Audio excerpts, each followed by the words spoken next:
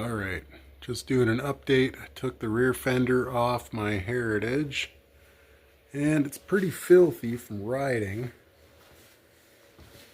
It's been about a year and a half since I cleaned it, I guess, so it's pretty dirty. Anyway, I'm looking at the back here. I take the mud guard off. I've already kind of started that, but all I did was take one of the nuts off in the back that holds it on. And discovered this little fella. I don't know how far in it is. I'm kind of afraid to take it out. But I probably will. Gonna need new tires at some point anyway. And smells like riding.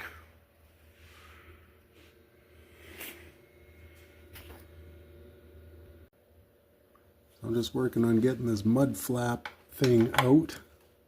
Reach this bolt here. Got this super handy ultra short socket or ratchet. It's got that little fitting on the back for driver bits too. It's pretty handy. I think I got it at a hardware store somewhere. But anyway, you can find them on Amazon, I think. Works real well for reaching in. Be nice if the handle was a tiny bit longer, but what do you do? Oh. Oops, I'm switching direction here.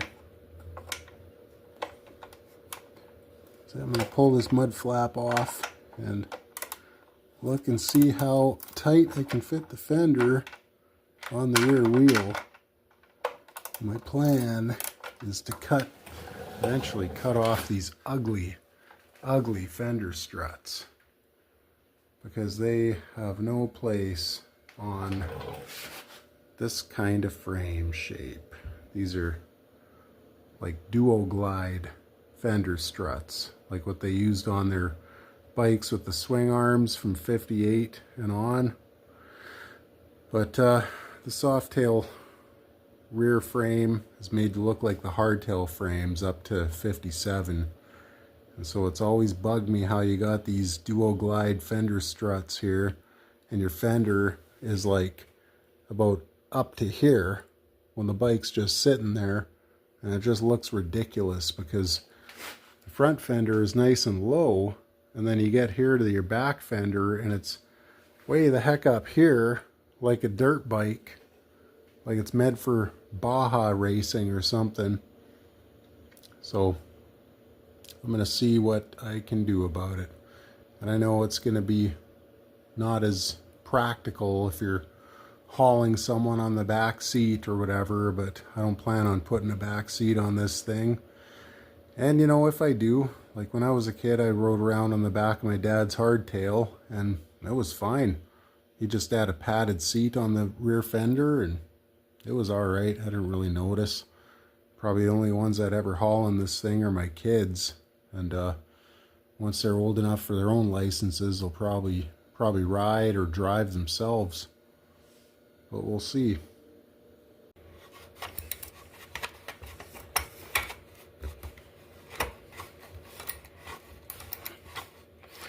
Something I've always wondered about with this mud guard thing here on my bike is this yellow splatter right there, like all over the top and inside. You know, I think it might be road paint. I think it's like fresh, was fresh, and it got ridden through and splattered all over the inside of this thing, and some of it just stuck, and probably the stuff on the top edge stuck because there's nothing else really to splatter against there, no rocks and sand getting flung at it, but on the inside it's all fairly clean, probably because come on, camera, focus. Probably because there's always like dirt and sand and water and stuff getting hit against there. So yeah, that's probably what that is, road paint. Some of these inside bolts are really fun to try and get out. Thankfully I got these ratcheting wrenches, but I don't think they're going to work too well.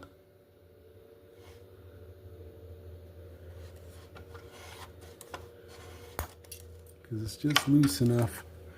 Well, what the heck was that just came off? Some dirt maybe? Oh, what the heck.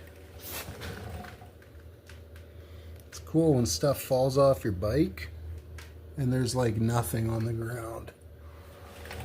It's like nothing fell off just now. Well, I got that bolt out though.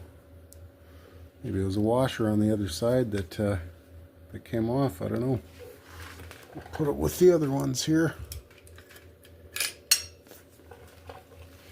There's one more down there somewhere.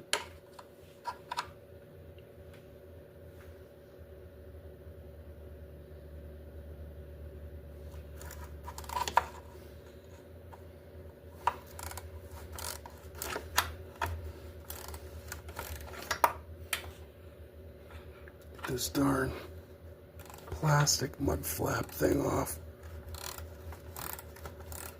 Yes, it does its job. It's just kind of ugly, like half of the other stuff on the back of this thing.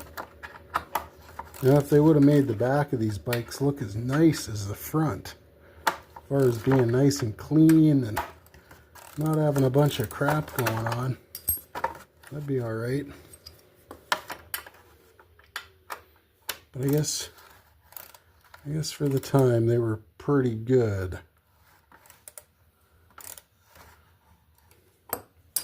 Stupid camera just won't focus in there.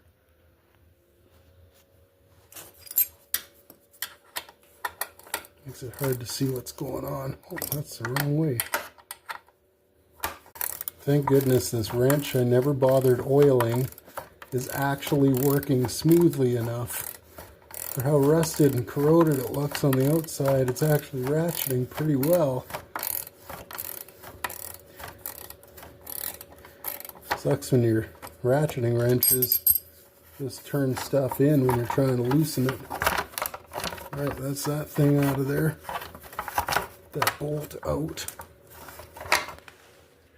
And drag this whole thing out of here.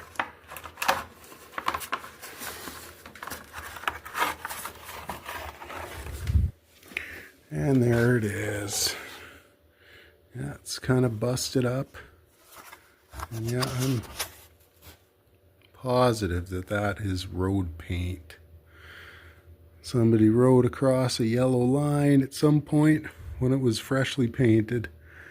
And there's some more of it splattered in there. Huh, that's cool. Part of the history of an old bike. There's a big rock hole from gravel or something.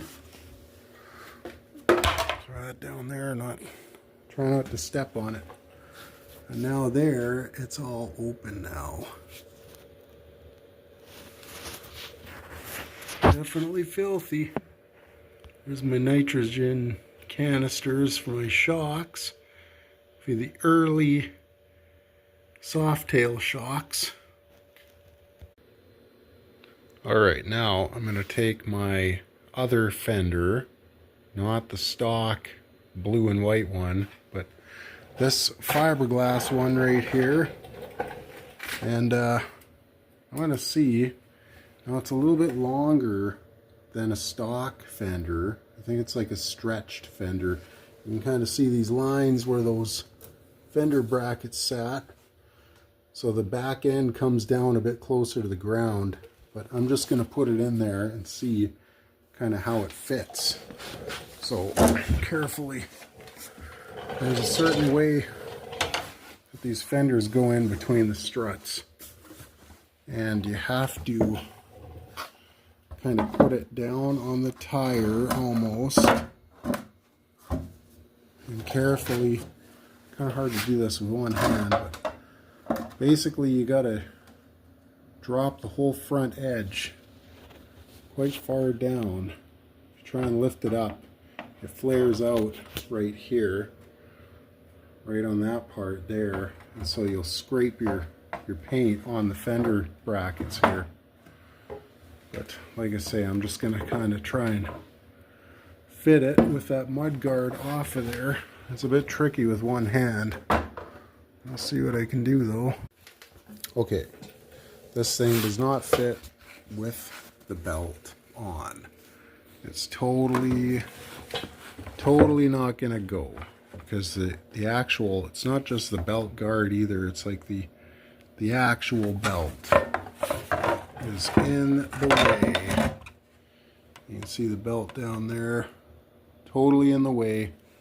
It's not going to fit unless I trim this fender, and this is not the fender I'm planning on using when I'm finished, so I don't want to chop it up for nothing. I'd rather wait until I actually get my proper fender, because this, and this is going to sound ridiculous, but let's see if we can get this in here.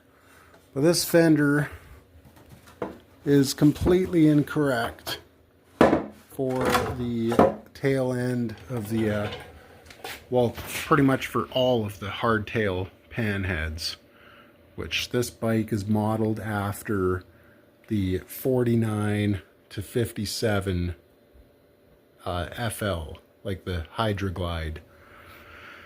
So I want it to kind of look like that, right? And this fender is a dual glide style fender. They brought these out in 58. The earlier ones were kind of more tapered here, different bottom shape. Some of them had a body line right there, which I think was kind of just an extra piece of metal riveted to there, maybe for strength. I'm not sure, but yeah, I want to get one of those. Gonna have to get a repro because the actual Harley ones are worth a fortune, and usually pretty trashed, and I want to start with something in better shape. And also I'm going to have to weld some brackets to the swing arm for the fender to bolt to. The original one sat right about in the middle of the adjustment here, kind of right above the axle, a tiny bit further back of, well, I think pretty much right on center of this oval is where the original one sat. And another thing I think is really cool, that'd be really cool to put on this one, is the old the bracket and stopper for the old rear stand that the 50s, late 40s to actually the earlier bikes had them too, but yeah, I think the hardtails were the only bikes to run them as far as I know. I don't think they put the rear stands on the dual glides or swing arm bikes later. But yeah, it's going to be a bit of work for sure. I'm going to have to definitely, whatever fender I get, I'm definitely going to have to gap that. I'm going to have to make some allowance for this top of the swing arm structure right there. And that's probably going to be definitely notching the fender, you know, wherever I need to. And the other thing with this fender is it's actually not long enough. It's the original ones were almost a half circle, so this one's about, I think, 6 or 8 inches short on the front here. But yeah, so get all that figured out. Got to save up some money for a fender or something, and then once I do that, I'm not sure if I'm going to try and match this blue and white paint. I might just get some blue matched at my work and paint them solid blue, and that's kind of what that's actually what they did with the 86 Heritage. The tanks were this paint scheme, two-tone, but the fenders were just the solid color, blue, red, black, whatever color that the bike came in. So I might do that just to kind of simplify it a bit.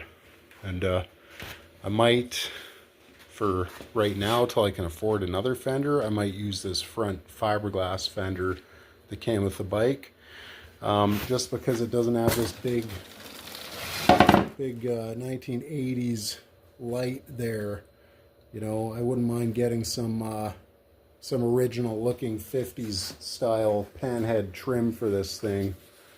But yeah, that's it for now. So until I get more money for parts, we'll have to wait and see. You know what these big ugly chrome things are actually for? They're for something to hold on to when you push start one of these stupid things.